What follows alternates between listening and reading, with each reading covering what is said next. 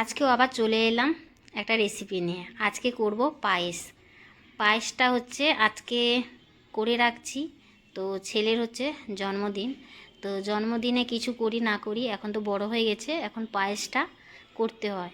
তো আগে যখন ছোট ছিল তখন জন্মদিন মানে হেভি ব্যাপার স্যাপার, ছোট ছোট বন্ধুরা আসতো বাড়িতে, কেক কাটা হতো, 5 রকমের ভাজা করতাম, নতুন জামা কাপড়, 5 রকমের তরকারি, খুব আনন্দ করতো। এখন বড় হয়ে গেছে, এখন রুচি চেঞ্জ হয়ে গেছে, এখন আর ওই সব হয় না, পায়েসটাই করি। তাও পায়েসটা মাঝে মাঝে খেতে চায়, আবার মাঝে মাঝে খেতেও চায় না, ওর ভালো লাগে না কোনো মিষ্টি জাতীয় জিনিস। তো বসিয়ে দিয়েছি, তো দেখো পুরো পায়েসটা রেডি হয়ে গেল। আজকে হচ্ছে ছেলের জন্মদিন, তাই জন্য একটু পায়েস করে নিলাম। তো তোমরা সবাই আমার ছেলেকে আশীর্বাদ করো, ও যেন ভালো থাকে, সুস্থ থাকে, অনেক দূর যেন এগোতে পারে। আজকে খাওয়া দাওয়া আছে, বন্ধুদের সঙ্গে যাবে, হোটেলে খাওয়া দাওয়া করবে। তো ওই জন্য একটু পায়েস করলাম রাতে।